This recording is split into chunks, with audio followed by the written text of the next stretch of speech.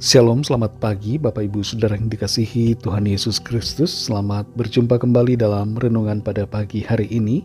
Doa dan harapan saya saudara semua ada dalam keadaan yang baik, sehat, penuh sukacita, dan berlimpah berkat Tuhan. Sebelum kita mendengarkan renungan firman Tuhan, mari kita berdoa. Bapa Surgawi, Bapa dalam nama Tuhan Yesus Kristus, Tuhan dan Allah kami yang berkuasa, yang berdaulat atas segalanya. Kami bersyukur untuk kemurahan-Mu, kembali kami ada saat ini karena anugerah-Mu. Dan kami percaya Tuhan punya rencana yang baik buat setiap kami. Saat ini kami mau mendengar sabda firman-Mu. Urapilah kami Tuhan agar kami mengerti dan taat pada setiap kehendak-Mu. Dalam nama Tuhan Yesus kami berdoa. Haleluya, amin.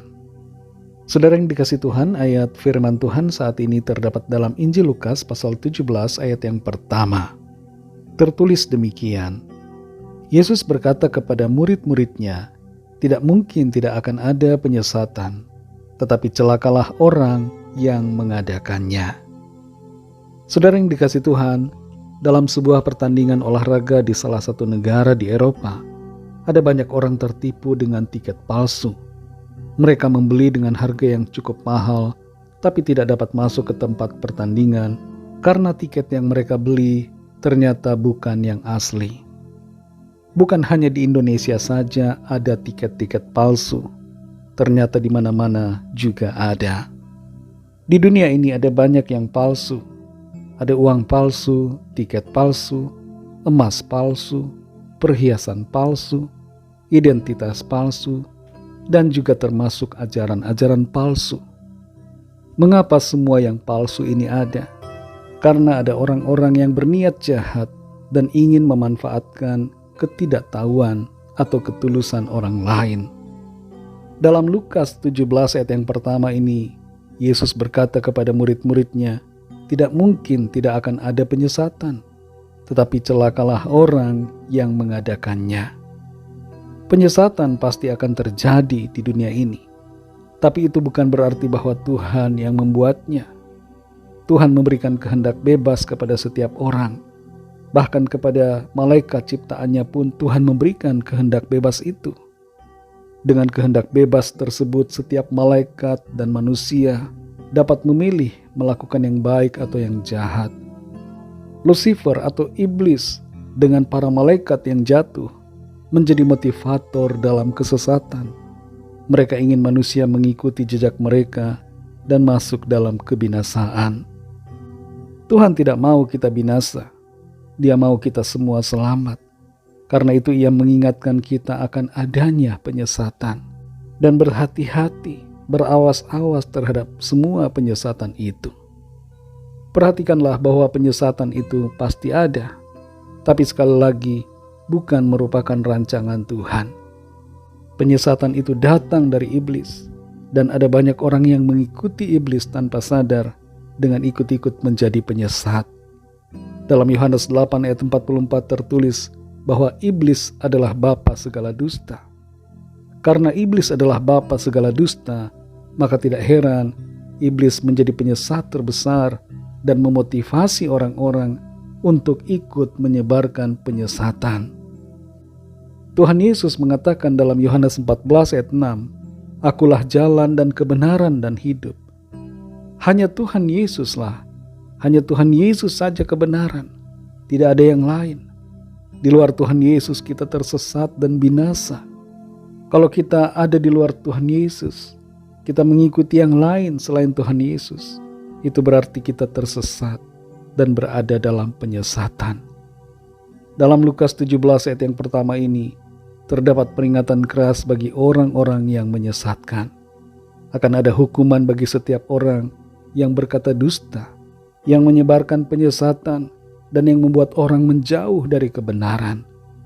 Menjadi penyebab orang lain tersesat adalah hal yang sangat serius di mata Tuhan. Para penyesat tidak akan luput dari hukuman. Saudara yang dikasihi Tuhan, sebagai orang-orang percaya kepada Tuhan Yesus, kita semua dipanggil untuk menjaga diri kita dari penyesatan, dan juga agar kita tidak menjadi penyesat yang menyesatkan orang lain. Supaya kita dapat menghindari penyesatan, dan tidak menjadi penyesat.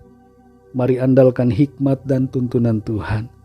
Hiduplah dalam doa, bacalah firman Tuhan, dan berkumpul dengan komunitas orang-orang yang sungguh-sungguh percaya, sehingga kita dapat memperoleh kekuatan dan hikmat untuk hidup sesuai dengan kehendak Tuhan. Mari tetap tinggal di dalam firman-Nya dan tetap tinggal dalam kasih karunia-Nya. Jangan melenceng ke kanan dan ke kiri, tetaplah berjalan dalam jalan-jalan yang sesuai dengan firman Tuhan. Mari kita berdoa. Terima kasih Tuhan Yesus, kami mengucap syukur untuk firman-Mu yang sudah kami dengar pada saat ini, yang mengajarkan kepada kami semua untuk waspada terhadap segala bentuk penyesatan. Tolong kami supaya kami menjaga diri kami masing-masing dengan bersandar kepada firman-Mu, taat pada firman-Mu, menghidupi firman-Mu setiap hari. Tolong kami, kuatkan kami Tuhan, di tengah situasi dunia yang begitu banyak tantangan, begitu banyak pencobaan, begitu banyak ujian, begitu banyak hal yang berusaha menyesatkan kami. Kuatkan kami selalu, sehingga kami tidak melenceng dari kebenaran-Mu.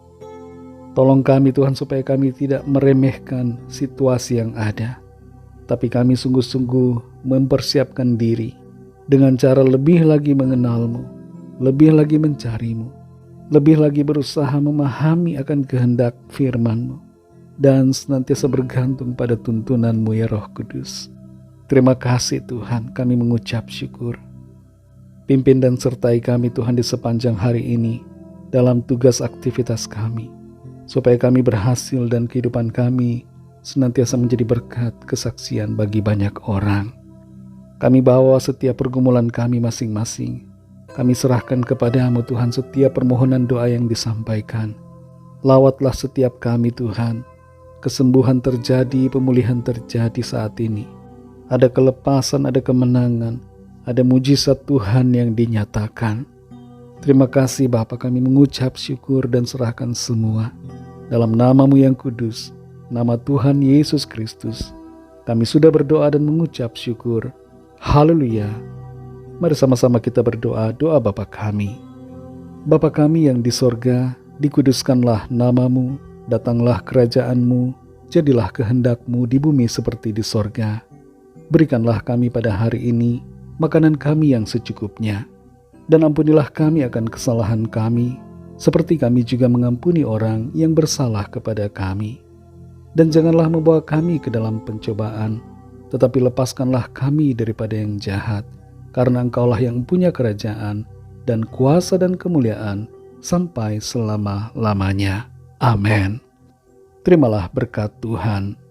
Tuhan memberkati engkau dan melindungi engkau. Tuhan menyinari engkau dengan wajah-Nya dan memberikan kasih karunia. Tuhan menghadapkan wajah-Nya kepadamu dan memberikan damai sejahtera.